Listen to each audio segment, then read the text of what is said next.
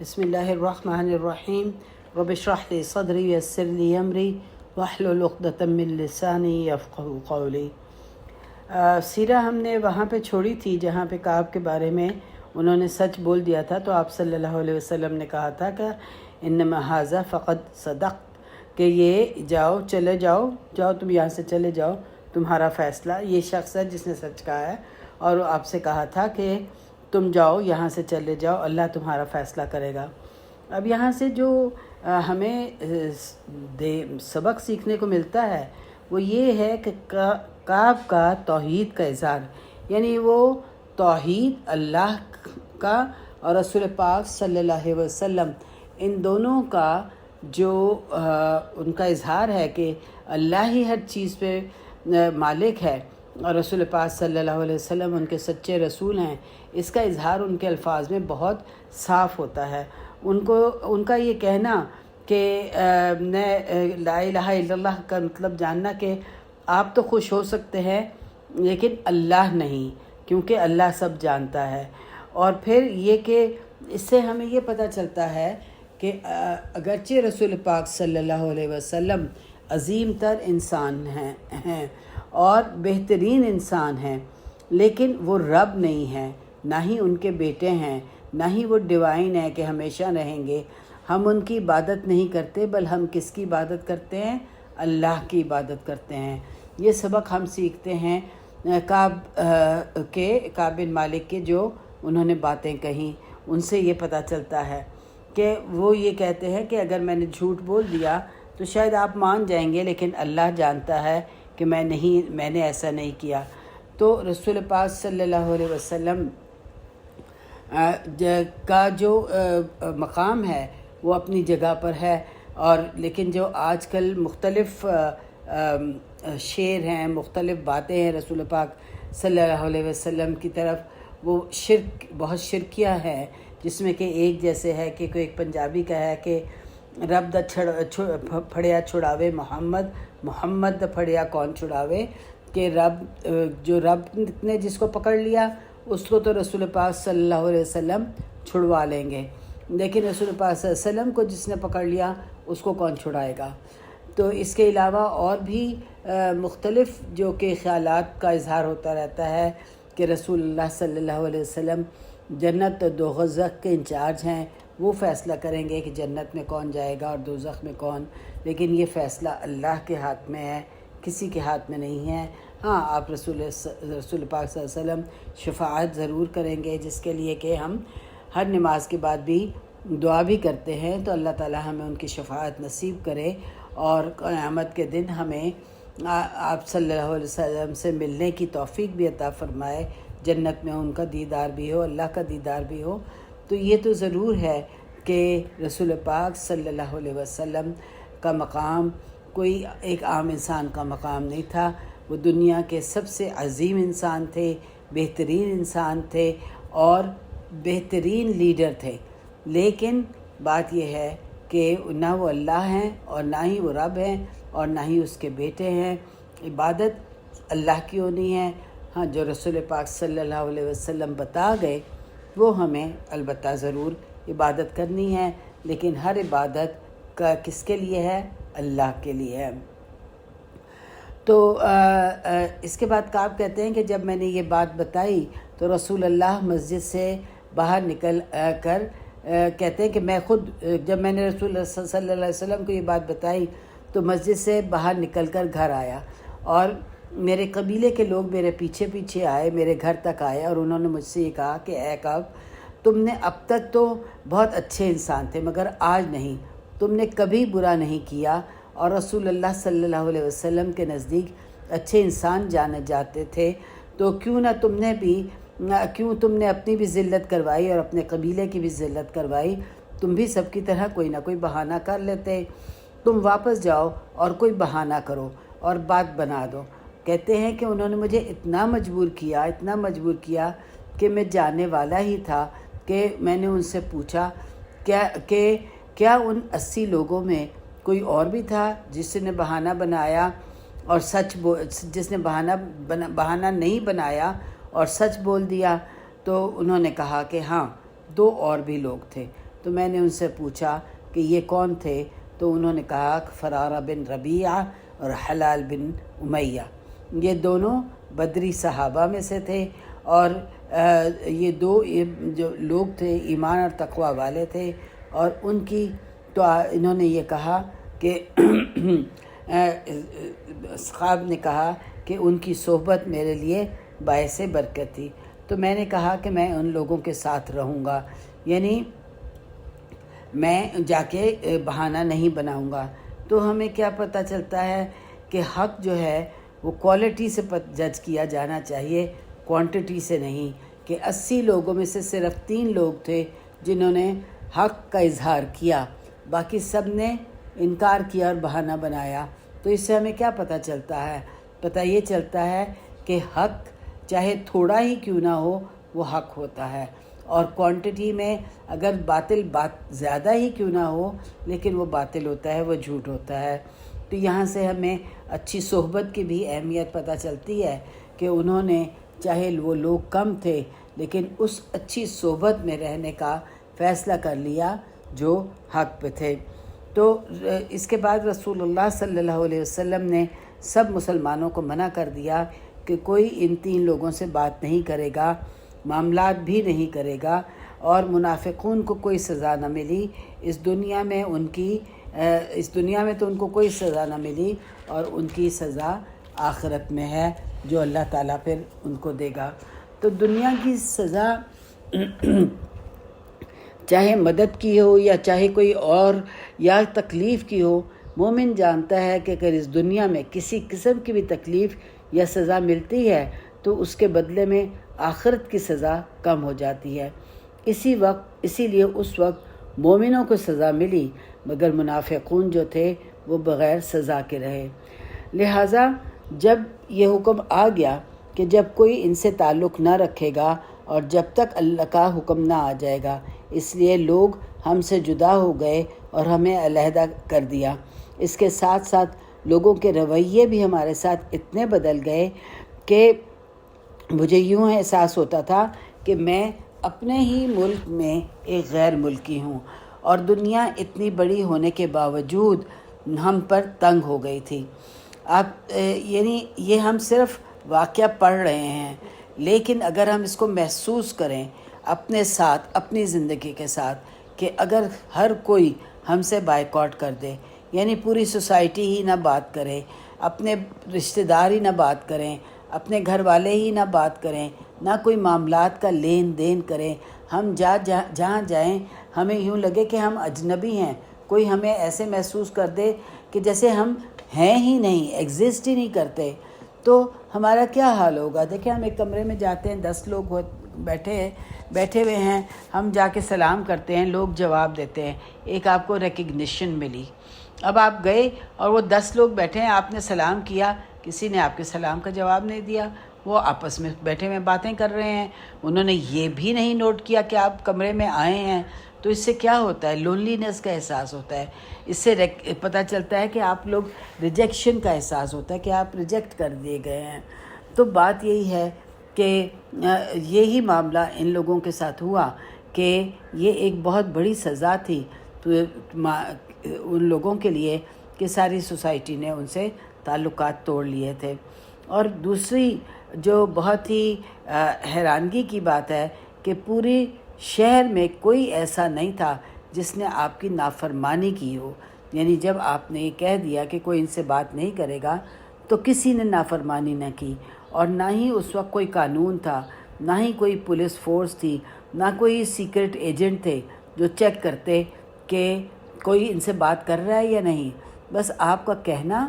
اور معاشرے نے ایکسیپٹ کر لیا اس کو، کوئی دوسری بات ہی نہ کی، سب نے کانٹیکٹ ختم کر لیا۔ تو وہ جو ہم کہتے ہیں نا سمعنا و اطعنا، یہ اس کی ہمیں بھرپور مثال سامنے ملتی ہے۔ اور یہ لیڈرشپ صرف ایمان سے آتی ہے، ایسا لیڈر جس نے صرف کہہ دیا اور معاشرے نے کہہ دیا سمعنا و اطعنا، کسی نے ان سے بات نہ کی۔ کعب کہتے ہیں کہ ہم اسی حالت میں 50 راتیں رہے، میرے دوسرے ساتھیوں نے اپنے آپ کو کمروں میں بند کر لیا، مگر میں بازار جاتا تھا تاکہ کوئی مجھ سے بات کرے اور میں مسجد بھی جاتا تھا، نماز بھی پڑھتا تھا رسول پاک صلی اللہ علیہ وسلم کے ساتھ پیچھے، اور میں جا کے رسول اللہ صلی اللہ علیہ وسلم کو روز سلام بھی کرتا تھا، اور میں دیکھتا تھا کہ کیا ان کے ہونٹ ہلتے ہیں مجھے جواب دینے میں، لیکن مجھے کچھ نظر نہیں آتا تھا کہ آپ سلام کا جواب بھی نہیں دیتے تھے۔ تو کہتے ہیں کہ جب میں نماز میں ہوتا تو میں نظر دوڑاتا تو آپ صلی اللہ علیہ وسلم کی نگاہیں مجھ پر ہوتی، مگر جب میں ان کی طرف دیکھتا تو چہرہ دوسری طرف کر لیتے تھے۔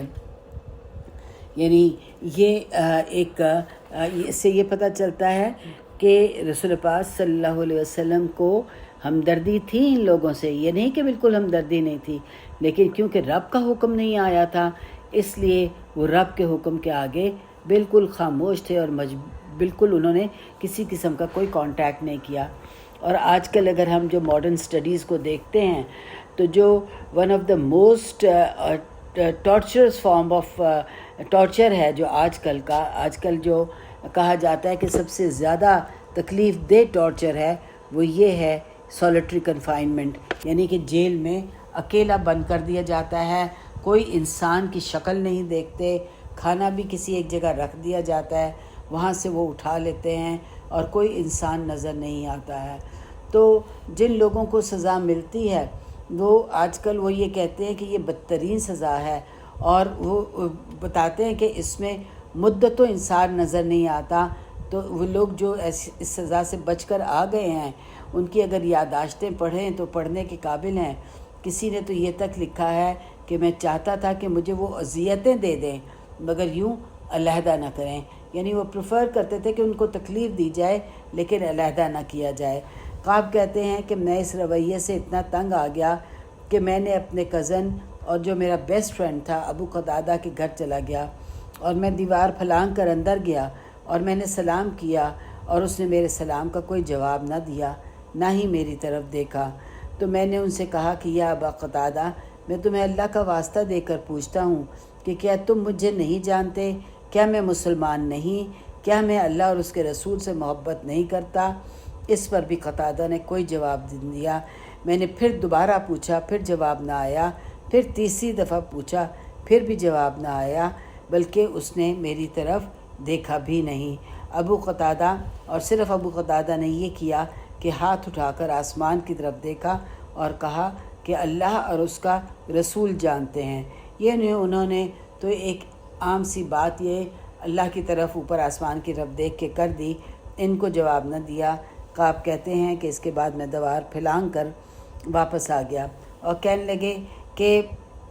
ایک دن میں مارکیٹ گیا تو ایک نبتی یعنی کرسچن، شام کے جو یہ کرسچنس ہیں نا وہ تھے، وہ مدینہ آیا ہوا تھا اپنا مال بیچنے کے لیے، اور ہر ایک سے پوچھ رہا تھا کہ کون مجھے بتائے گا کہ قاب ابن مالک کون ہے؟ تو لوگوں نے قاب کی طرف اشارہ کیا کہ یہ قاب ابن مالک ہیں، یعنی وہ جو کسی اور شہر سے بندہ آیا ہوا تھا، وہ چیز بیچ رہا تھا اور قاب ابن مالک کے بارے میں سوال کر رہا تھا۔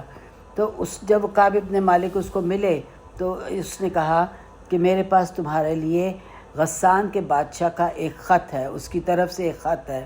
اب سوال یہ پیدا ہوتا ہے کہ ان کو کیسے ان حالات کا پتہ چلا، کیسے غسان کے بادشاہ کو پتہ چلا کہ کچھ لوگ ایسے ہیں جن کا بائیکاٹ کیا گیا ہوا ہے مدینہ میں، کوئی یعنی غسان قریب نہیں تھا، بہت دور وہ شہر تھا، تو کیسے اس کو پتہ چلا؟ تو اس سے یہی پتہ چلتا ہے کہ ان کے جاسوس مدینہ میں تھے جو اطلاعات دے رہے تھے، اور ہو سکتا ہے کہ منافقون میں سے کوئی ہو اور وہ رپورٹس دے رہے ہوں، تو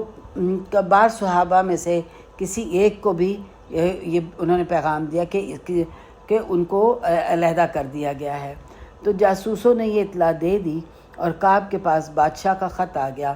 اور اس میں جب قاب نے خط کھولا تو اس میں لکھا ہوا تھا کہ مجھے اطلاع ملی ہے کہ تمہارے لیڈر نے تمہارے ساتھ بدسلوکی کی ہے، اور اللہ تمہیں ایسی جگہ نہیں رکھے گا جہاں تمہاری عزت نہ ہو اور تمہیں ذلیل کیا جائے، لہٰذا تم ہمارے پاس آ جاؤ، ہم تمہیں یہاں خوش رکھیں گے، تم خوش رہو گے۔ تو سوال یہ پیدا ہوتا ہے کہ غسان کے بادشاہ نے ایسا کیوں کیا؟ ایک تو یہ کہ مسلمانوں کا اتحاد توڑنے کے لیے، دوسرا صحابہ اور رسول اللہ صلی اللہ علیہ وسلم کو تکلیف دینے کے لیے کہ ہمارے پاس تمہارا ایک قریبی بندہ جو ہے وہ آ گیا ہے۔ اور تیسری یہ کہ ان سے سورس آف انفارمیشن، یعنی ان سے معلومات لیں کہ رسول پاک صلی اللہ علیہ وسلم کے قریبی حلقے میں کیا کچھ ہو رہا ہے، کون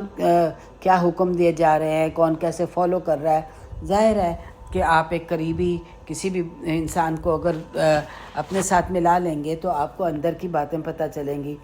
اور چوتھا ریزن یہ بھی تھا کہ مسلمانوں کی ذلت کے لیے، کہ جیسے کہ آج ہم سوچ لیں کہ اگر کوئی کسی بھی ملک کا ایمبیسڈر جو ہے وہ اپنے ملک کو چھوڑ کے کسی دوسرے ملک کے ساتھ جا کے مل جاتا ہے تو وہ کتنی شرمندگی کا باعث ہے کہ ان کا ایمبیسڈر جو ہے وہ اپنے ملک کو چھوڑ کے ہمارے ساتھ آ کے مل گیا ہے، اور پھر اس ایمبیسڈر کے پاس جو انفارمیشنز ہوں گی، جو اطلاعات ہوں گی، وہ ایک عام انسان کے پاس نہیں ہوں گی۔ تو ظاہر ہے کہ اگر ایمبیسڈر ملے گا تو انفارمیشنز بھی ملیں گی۔ تو یہی بات تھی کہ کعب کو اس لیے کانٹیکٹ کیا گیا۔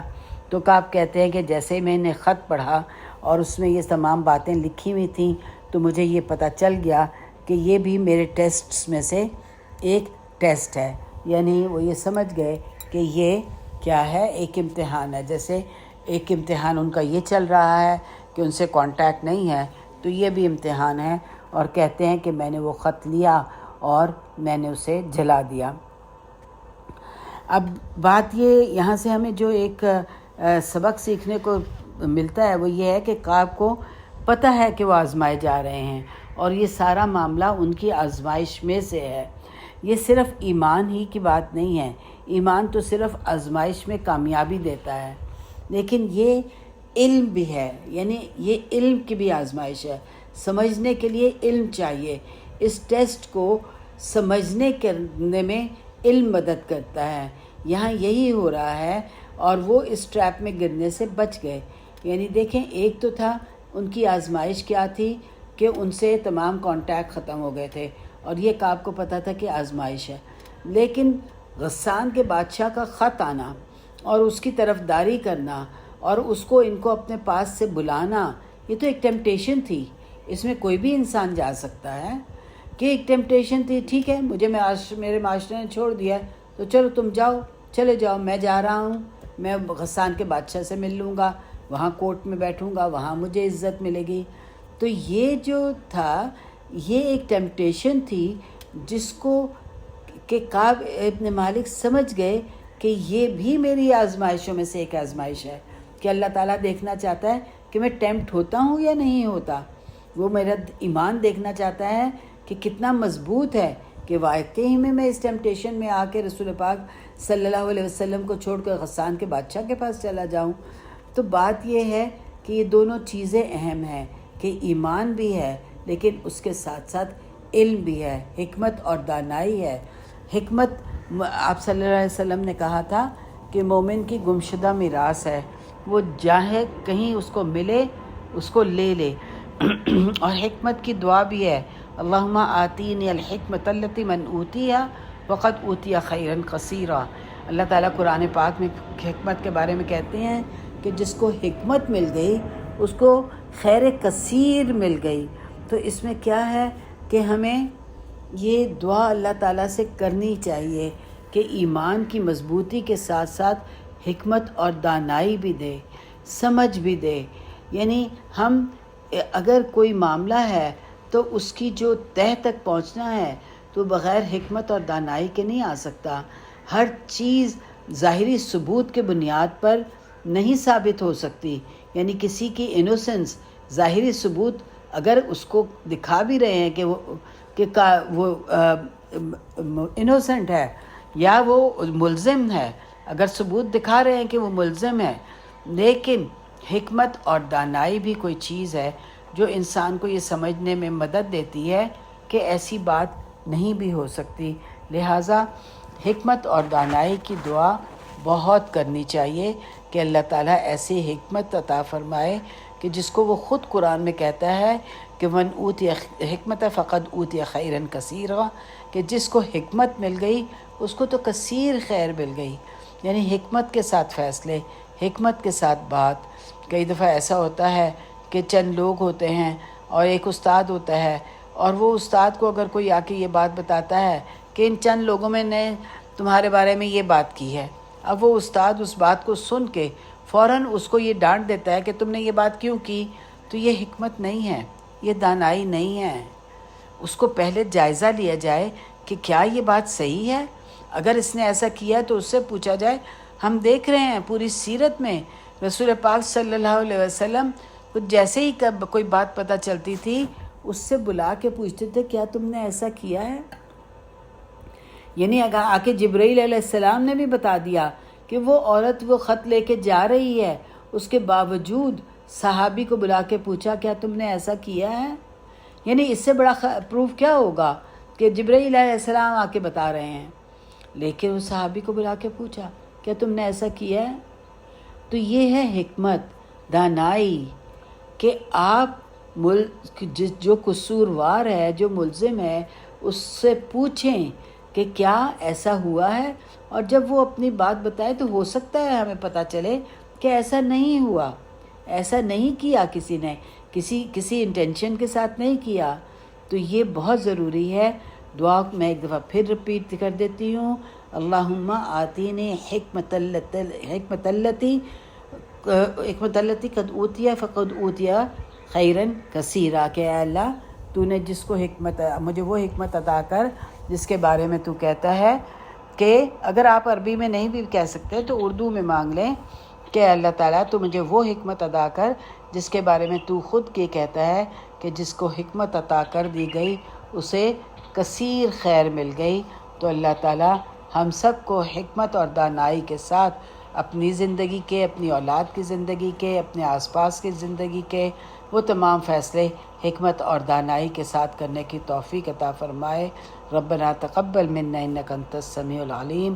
وتب علینا انک انت التواب الرحیم، وصلی اللہ علی نبینا محمد وعلی آلہ وصحبہ اجمعین، وآخر دعوانا ان الحمد للہ رب العالمین۔